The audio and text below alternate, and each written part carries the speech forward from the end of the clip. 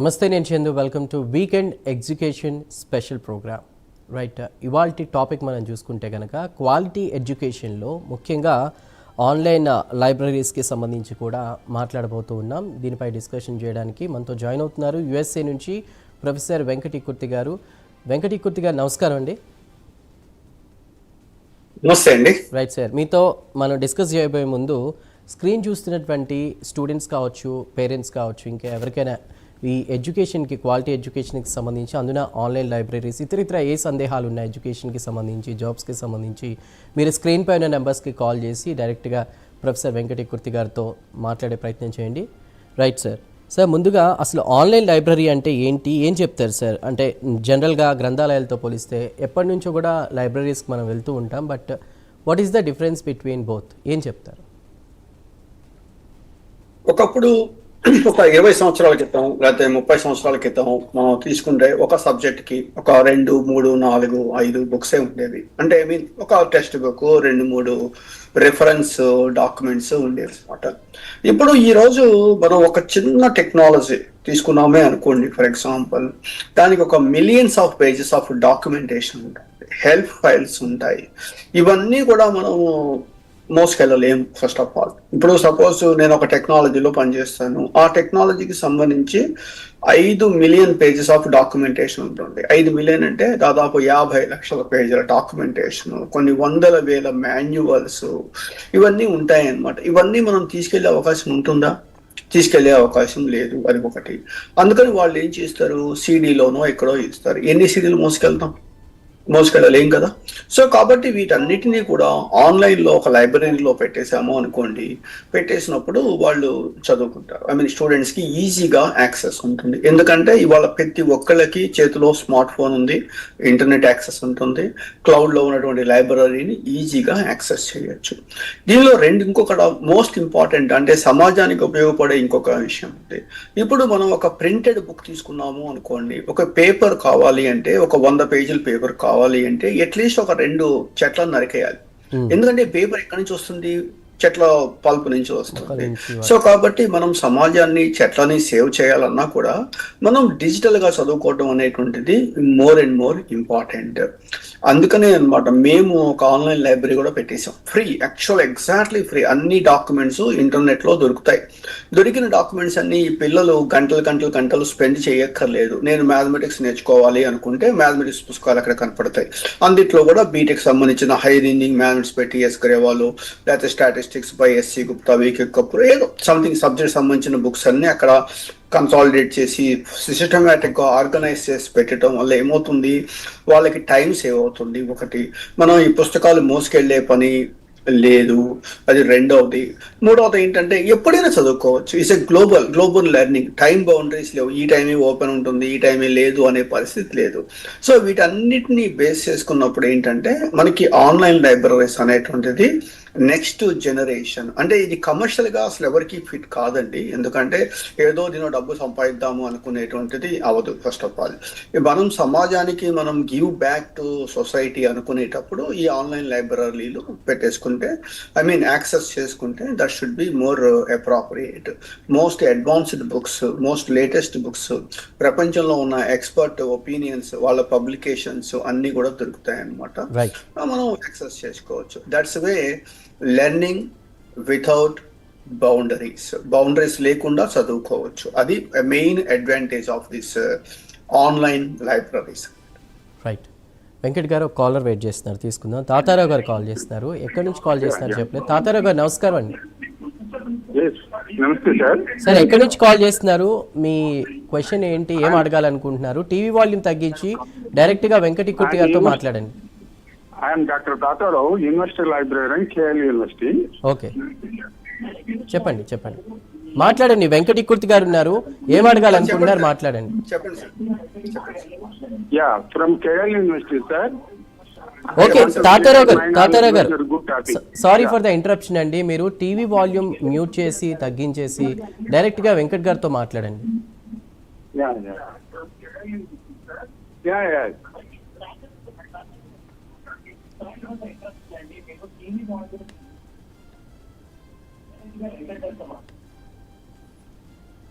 Right, మాట్లాడండి. happy and proud to say that the traditional libraries in India also have been changed into digital level. Now, not like earlier, now almost a digital era is taking place. Now, through intranet or internet, all the documents, as you have suggested, they have been changed through implement service in the India also. Almost all the sectors of the people, they are getting access through digitalization and digital libraries. All resources they are available. They are on the desktop of the users. And so my suggestion is, in this digital age, when the digital libraries are taking place, the many libraries, they are getting the access of these resources only up to the level of government universities. Right. There are more private universities and their libraries, even though are well established. The actual resources which were available, which were given by the government, they are not supplied to the private universities. Right Venkat garu ఏం చెప్తారు ఇప్పుడు? మీరు చెప్పినవి correct అండి. I know KL university also. I came to your university so many times. Basical I'm from Guntur. That's the reason I know. Like ఇప్పుడు అన్ని universities అందరి దగ్గర కూడా డిజిటలైజేషన్ ఉన్నది. ప్రాబ్లం ఏమిటి అంటే ఈ ఉన్నటువంటి వాటిని రిసోర్సెస్ ని స్టూడెంట్స్ ఎంతవరకు ఉపయోగించుకుంటున్నారు అనేటువంటిదే మన యొక్క మెయిన్ కాన్సెప్ట్. ఒక స్టూడెంట్ కి ఈ సబ్జెక్ట్ నాకు దొరకలేదు, లేకపోతే ఈ సబ్జెక్ట్ నాకు యాక్సెస్ లేదు అనే పరిస్థితి లేదు. ఒకప్పుడు నాకు ఈ పుస్తకం దొరకలేదు అనే పరిస్థితి ఉంటుంది. ఇవాళ ఆ పరిస్థితి లేదు. ఇక్కడ ప్రతిదీ అవైలబుల్ ఉన్నది. ఆ అవైలబుల్ ఏంటి? కాలేజీ లెవెల్లో కాలేజీలు, యూనివర్సిటీ లెవెల్లో యూనివర్సిటీస్, గవర్నమెంట్ లెవెల్లో గవర్నమెంట్, ఐఐటీస్ అన్నీ చేస్తున్నాయి. ఈ ప్రోగ్రామ్ యొక్క ఉద్దేశం ఏంటంటే నాకు యాక్సెస్ లేదు అని ఏ పిల్లవాడు చెప్పకూడదు. అందరికీ యాక్సెస్ ఉన్నాయి అనేటువంటిది main important. Of course government private differences ఉండొచ్చు, అది తర్వాత మనం డిస్కస్ చేయొచ్చు. But online libraries is the future for the sources for education అన్న. రైట్. అదే విద్య నాణ్యమైన విద్య అంటున్నాం కాబట్టి నాణ్యమైన విద్యను పెంచడంలో అసలు వాటి పాత్ర ఏంటి అనే దానికి బ్రీఫ్గా ఏం చెప్తారు ఒక్క మాటలో? If you are reading more subject, more knowledge, it's easy for you to crack the interviews. It's easy for you to survive in an industry. మనం చదవాలి అంటే ఎన్ని బుక్స్ చదవాలి అనేటువంటిది మనం డిసైడ్ చేసుకోవాలి. ఇంకొకటి ఏమిటంటేనండి, ప్రాబ్లం ఎక్కడ వస్తుంది అంటే ఆన్లైన్లో అది ఒక ట్రాష్ క్యాన్ అంటే ఆ మాట అంటే బాధపడతారు, కానీ అది ఒక ట్రాష్. ఎందుకంటే మనం ఒక పేపర్ చదువుతాము, ఈ పేపర్ బాగుంది అనుకుంటాము, డౌన్లోడ్ చేస్తాం, ఇంకో పేపర్ డౌన్లోడ్ చేస్తాం, చివరికి మన కంప్యూటర్ అంతా ఒక ట్రాష్ క్యాన్ అయిపోతుంది. మనకి ఏది అవసరమో మనకే తెలియదు, చాలా ఉంటాయి మనకి ఇక్కడ మెయిన్ స్టూడెంట్ అనేటువంటి వాళ్ళు ఒక 2 గీతలు గీసుకోవాలి. ఇలా గీసుకొని నేను దీనిలోనే సబ్జెక్ట్, నేను ఆర్టిఫిషియల్ ఇంటెలిజెన్స్ అన్నప్పుడు దాని మీద చేయాలి. లేదు నేను డేటా సైన్స్ అన్నప్పుడు డేటా సైన్స్ సంబంధించినటువంటివి. ఇప్పుడు మీకు డేటా వేర్ హౌసింగ్ ఉంది, ఒక బుక్ ఉంది, beautiful book, data warehousing toolkit by Ralph Kimball అనేటువంటి ఒక చాలా మంచి బుక్. అది ఎంతమందికి తెలుసు? వాళ్ళంతా కూడా డేటా వేర్ హౌసింగ్ ఏదో చేస్తుంటారు, కానీ ఆ పుస్తకం తెలియదు. కనీసం ఏంటంటే మనం చెప్పాలి, data warehousing is father of data warehousing, Ralph Kimball data warehouse toolkit ఉన్నది అనేటువంటిది.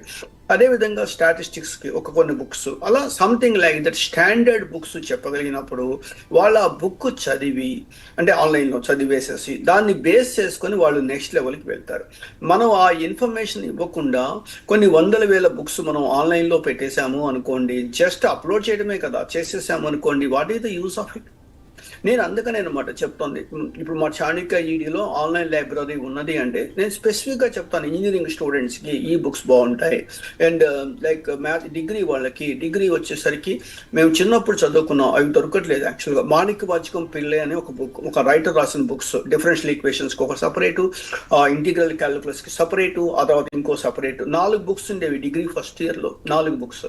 ఆ తర్వాత ఏమైంది, బివిఎస్ఎస్ శర్మ గారు, ఆయన మాకు రిలేటివ్ కూడా అవుతారు, వి వెంకటేశ్వరరావు గారు డైరెక్ట్ టీచర్ ఆయన హిందూ కాలేజీలో, వీళ్ళంతా కలిసి ఆ పుస్తకంలో కొన్ని పట్టుకొచ్చి ఒక బుక్ తయారు చేశారు.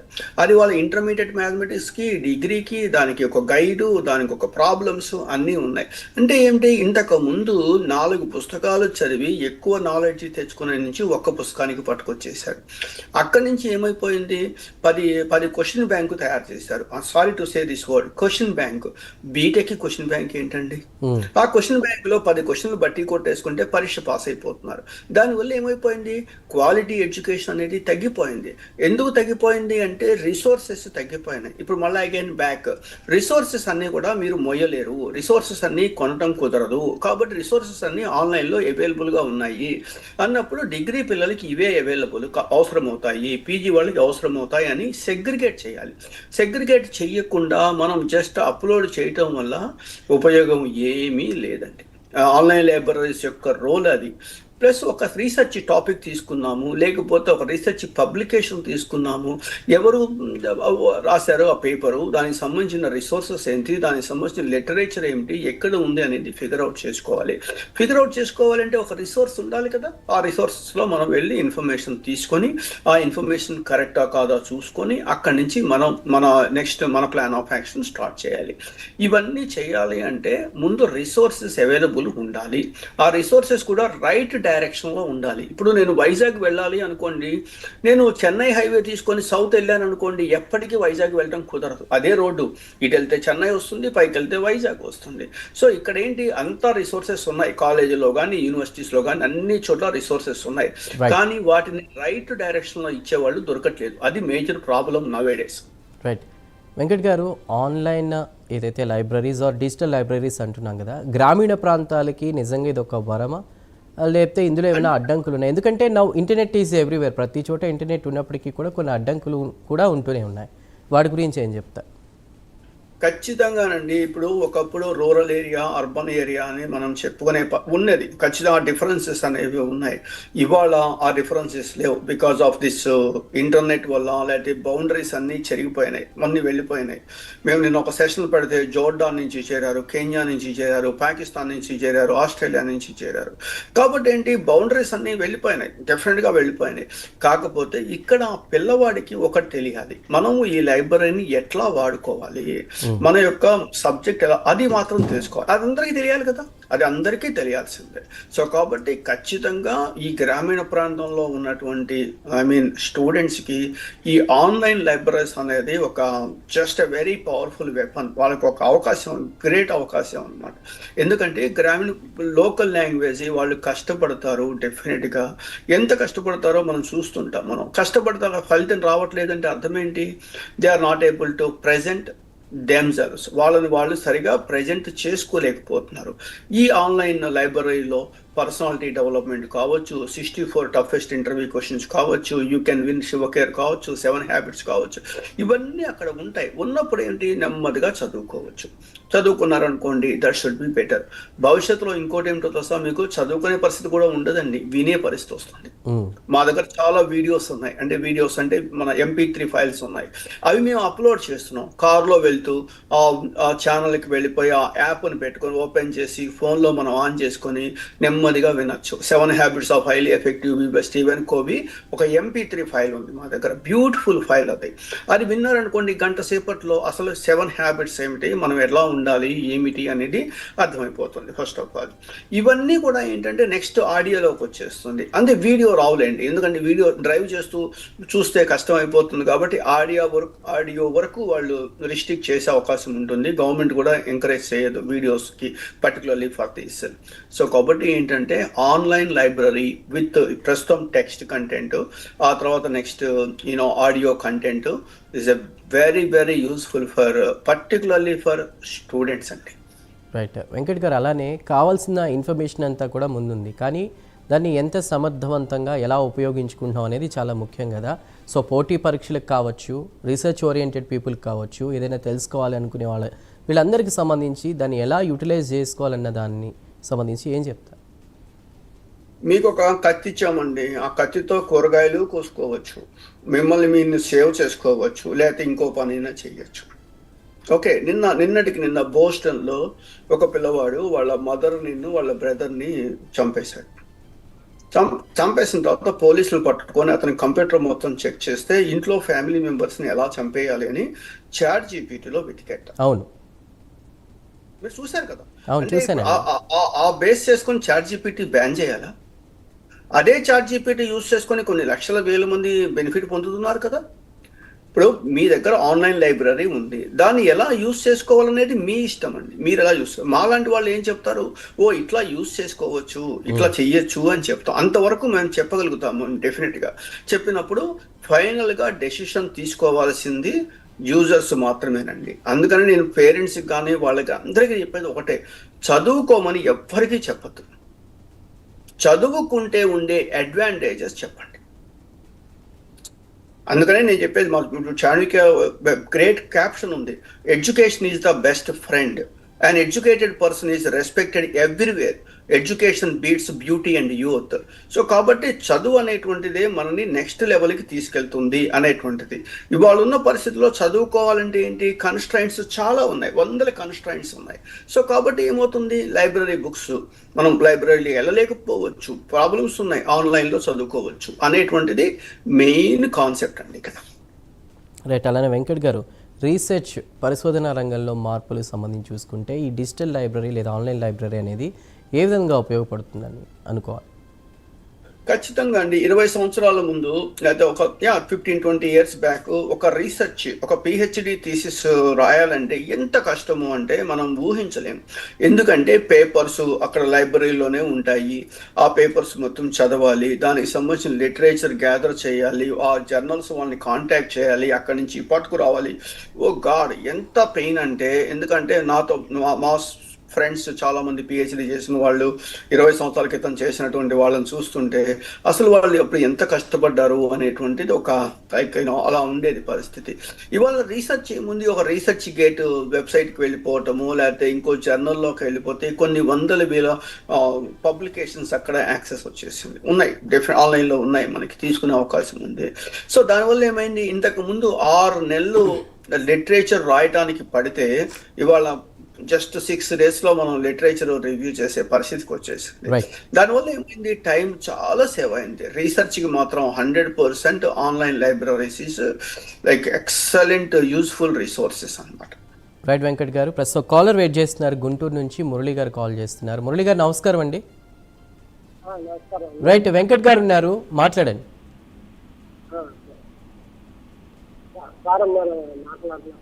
చెప్పండి మురళి గారు. గుంటూరు నుంచి అండి, నా పేరు మురళి అండి. చెప్పండి, మీరేం అడగాలనుకుంటున్నారు, గట్టిగా మాట్లాడండి మురళి గారు. అలా కాదండి, మేమేదంటే ప్రతి ఒక్కటి ఆన్లైన్ కలిపి బుక్స్ అవి మనకి ఏమనేది తెలియట్లేదండి. ప్రతి ఒక్కటి ఆన్లైన్ అనే కలిపి ఏది ఎలా చేయాలని చెప్పేసి వేరే అలా ఏపడుతుందండి. వినిపిస్తుంది, చెప్పండి. ప్రతి ఒక్కటి మేము తను చదువుతున్నానండి.